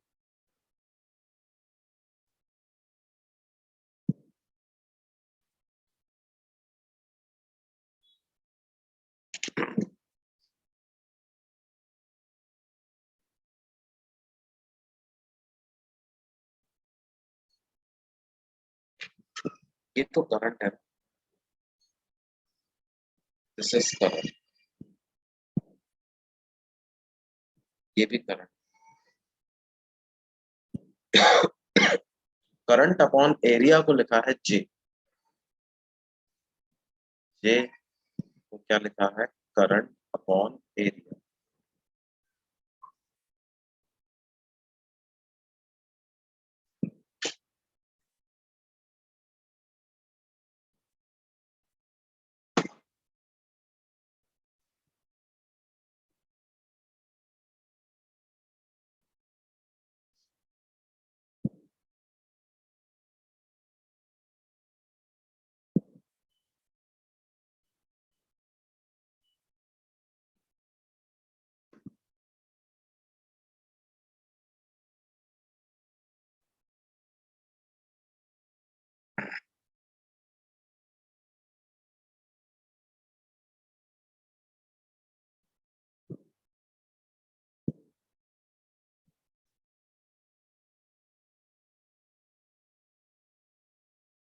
नहीं अब तो नहीं खेलते।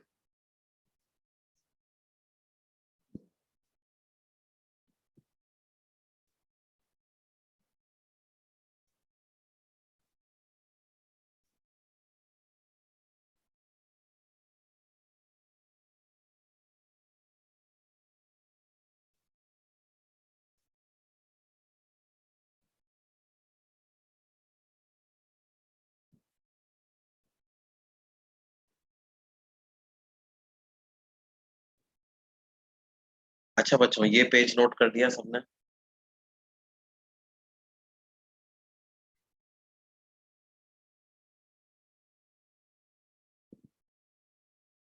नहीं, 8:15, हम 8:15 तक क्लास लेंगे आज, ठीक है? 8:15 तक हम क्लास लेंगे, 15-20 मिनट और देंगे। देखो क्या,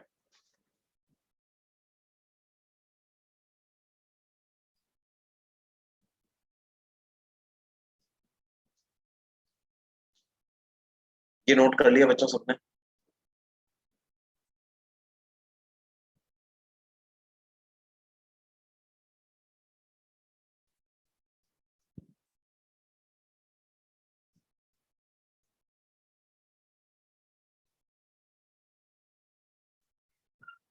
देखो, जैसे कुछ क्विक क्वेश्चंस।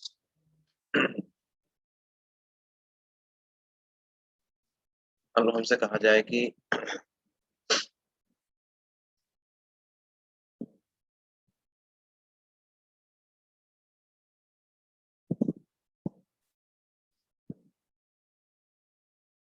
मान लो दो वायर्स हैं,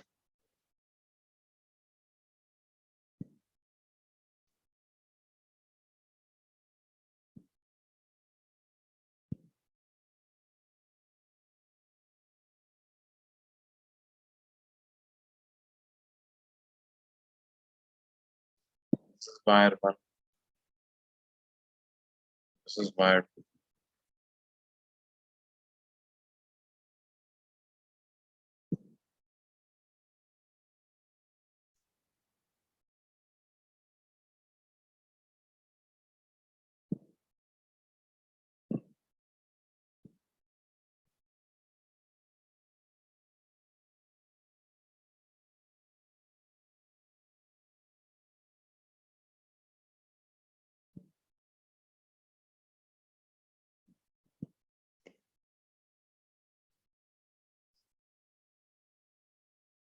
Both the wires are made of same material.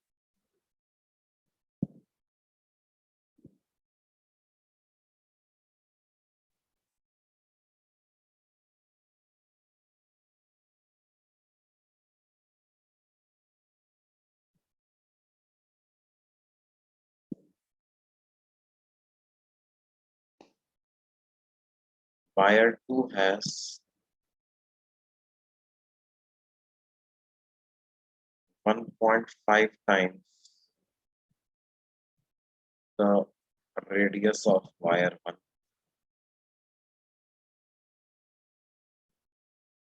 and twice the length of wire 1. Find the ratio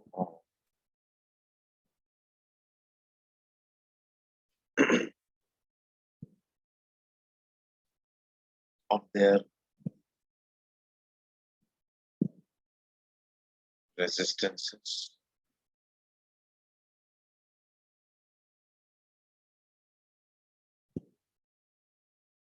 resistivities,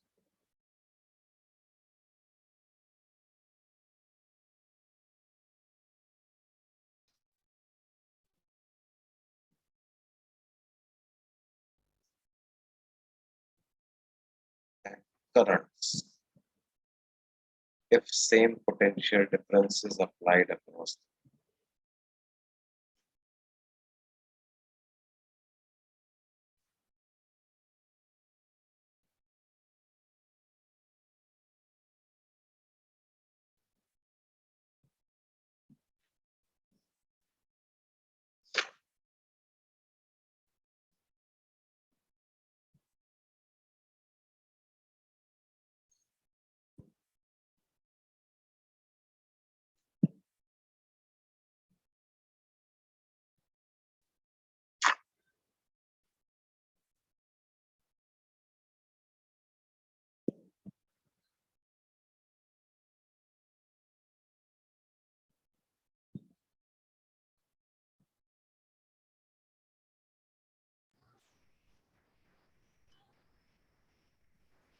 देखो बेटे क्या हो जाएगा,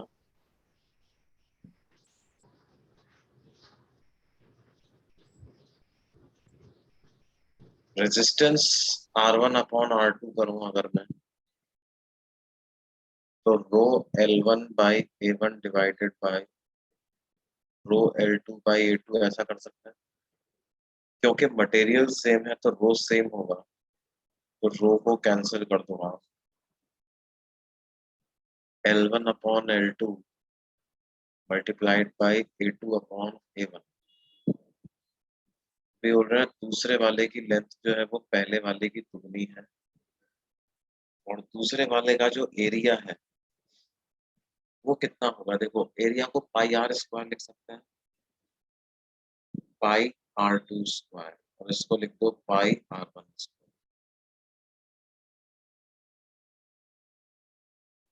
और R2 किसके बराबर होगा, 3r1/2, तो 9/4r1² डिवाइडेड बाय r1²। ये कैंसिल होकर के 9:8।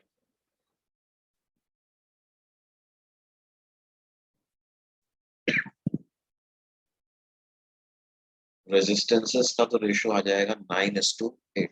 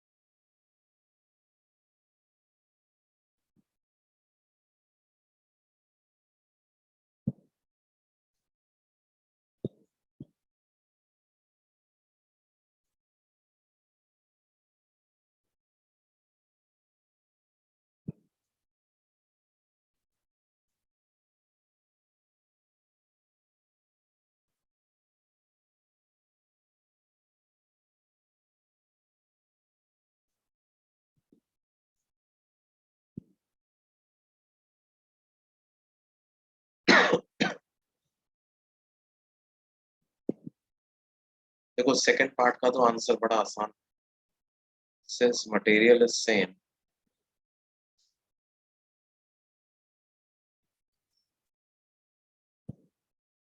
ρ1/ρ2 विल बी 1:2। करंट तो I1 को लिख सकता हूँ V/R1, I2 को लिख सकते हैं V/R। तो इसका मतलब I1/I2 कितना हो जाएगा,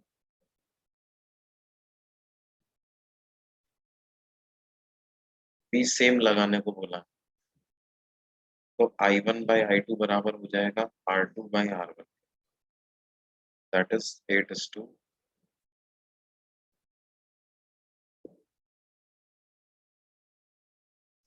क्या ये बात समझ में आई बच्चों?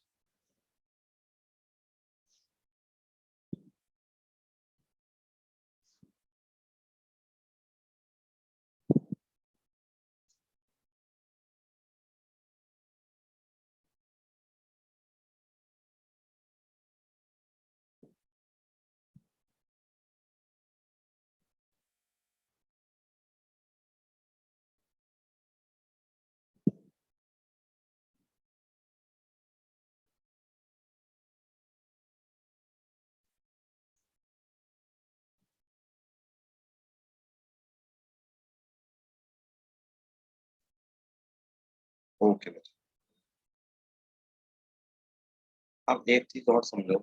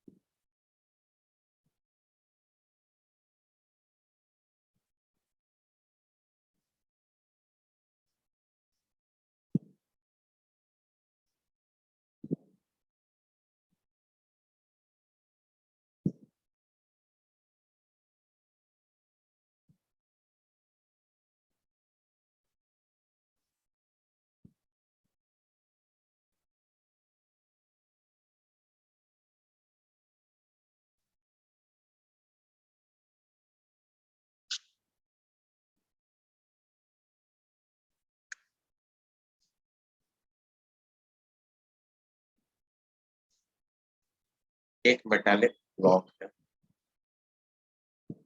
कुछ इस तरीके का।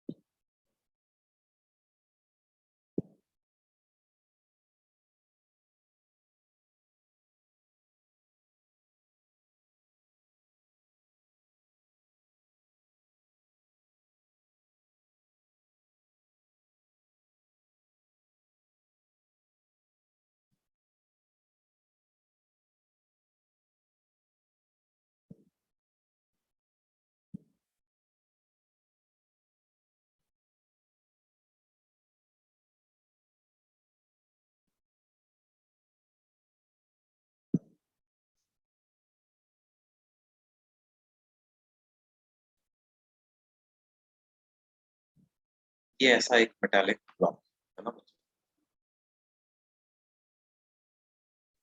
अब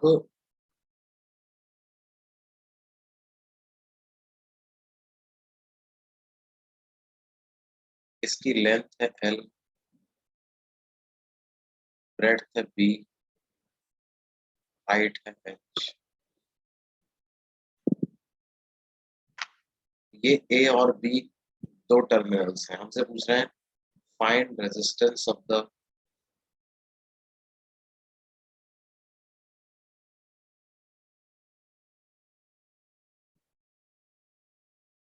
metallic block across A and A और B पॉइंट के अक्रॉस उसका रेजिस्टेंस क्या होगा। रेजिस्टिविटी रो दी हुई है, रेजिस्टिविटी दी हुई है रो।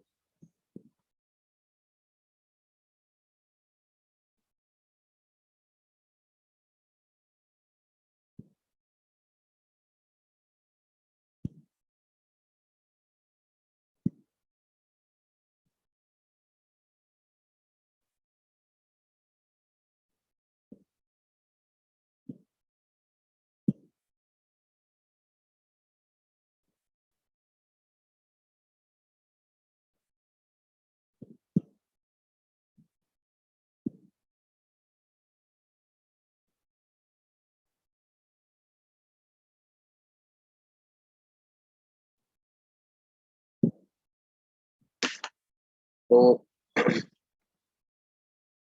भाई देखो, जब अपन फॉर्मूला लिखते हैं resistance equal to rho L by ए,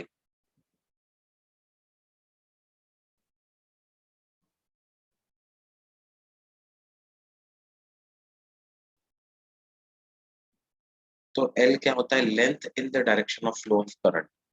अब करंट तो ऐसे ही फ्लो करेगा, तो in the direction of flow of current जो कंडक्टर की डायमेंशन है वो एल के बराबर ही तो। और ए क्या होता है, area perpendicular to the direction of flow of current. तो ये perpendicular to the direction of current ये वाला एरिया तो आएगा रो एल डिवाइडेड बाय ये एरिया हो जाएगा बी इंटू एच। ऐसा रेजिस्टेंस इसका।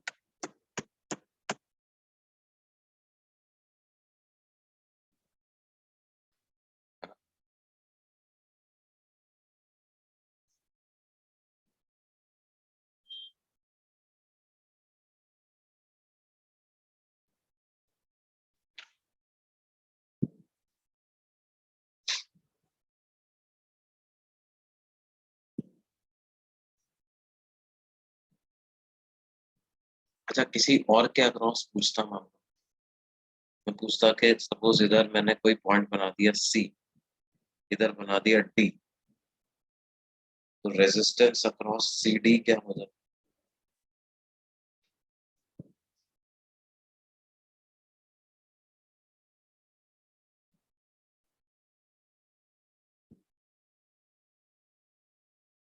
फिर वो करंट ऐसे फ्लो करता है।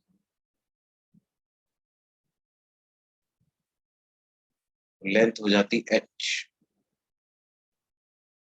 और एरिया हो जाता L तो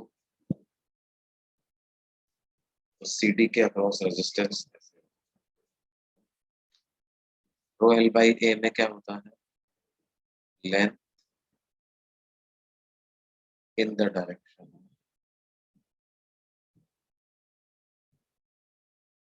करंट, और ये क्या होता है, cross section area perpendicular to the direction.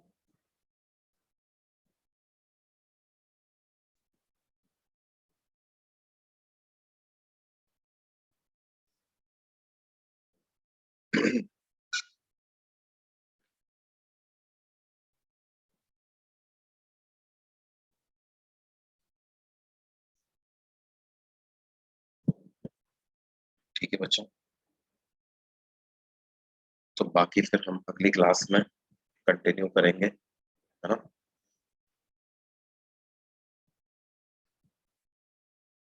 अच्छा, बीडी का डेरिवेशन वाला पेज में दिखा देता हूँ, एक बच्चा पूछ रहा है। ठीक है, ये रहा बेटा।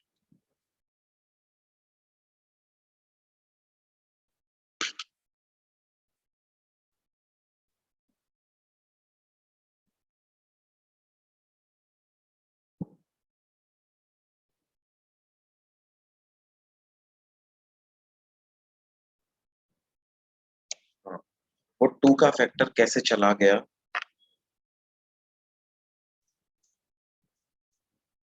मैग्नीट्यूड लिखते समय टू का फैक्टर कैसे चला गया, मैंने बताया था कि भाई हमने जो ये कैलकुलेशन करी है बहुत ही सिंपल तरीके से कर दी। मतलब हमने क्या है, इलेक्ट्रॉन के पास स्पीड तो बहुत ज्यादा है, तो उसकी वजह से क्या है, अ, उसकी मास वगैरह में जो चेंजेस आ रहे हैं, मतलब सारे के सारे रिलेटिविस्टिक वेरिएशंस वगैरह, और हमने थोड़ा सा और सिंप्लीफाइड मॉडल मान करके उसको डिराइव कर दिया है ना। तो उन सब चीजों को अगर अभी अकाउंट में लेते हैं तो फाइनली ऐसा आ जाता है। ठीक है, प्रोपोर्शनैलिटी वही रहती है, बस टू का फैक्टर चला जाता है। तो ये फॉर्मूला हमें ये वाला याद रखना है ना। ये डिपेंडेंस कैसे आ जाती होगी उसको समझ पाने के लिए मैंने ये इस तरह का डेरिवेशन किया। हाँ, लास्ट पेज देख लो भाई, कुछ लोग लास्ट पेज देखना चाहते हैं।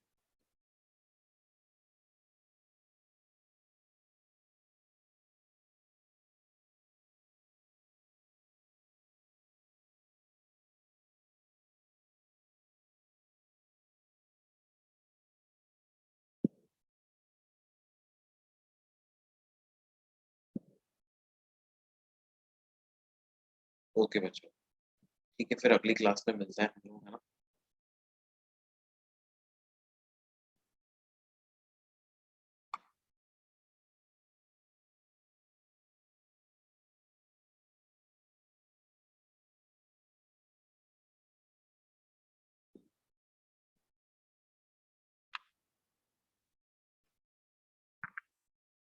कल हम लोग ग्रेविटेशन की शीट डिस्कस करेंगे बच्चों, उसी ऑर्डर में डिस्कस करेंगे, एक्सरसाइज 1, 2, 3, है ना, उसी ऑर्डर में डिस्कस करेंगे।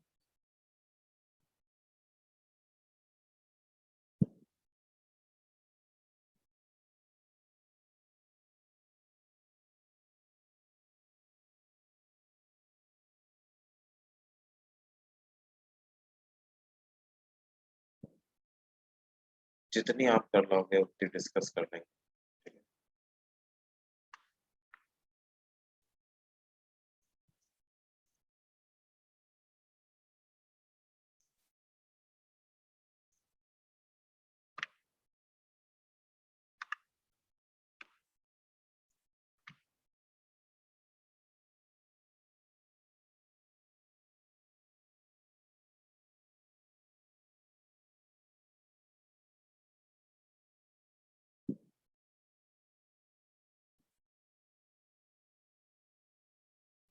देखो इस क्वेश्चन में क्या था, इस क्वेश्चन में क्यूबॉइड के शेप का ब्लॉक है ना, और हमसे पूछ रहे हैं कि भाई उसका रेजिस्टेंस पता लगाओ, डायमेंशंस दी हुई है हमको, है ना।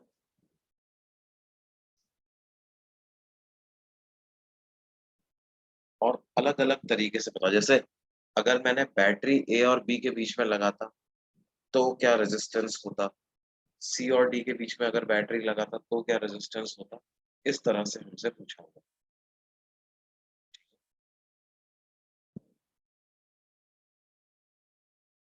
पेज नंबर 7 एक बच्चा देखना चाहता है, ये रहा बेटे पेज नंबर 7, ये रहा।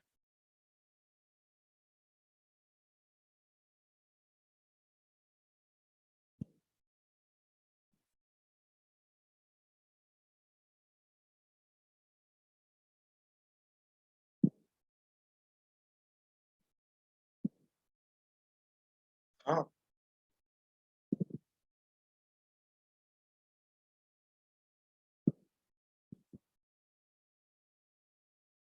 तो पूरा फेस ही सेम पोटेंशियल पे होगा।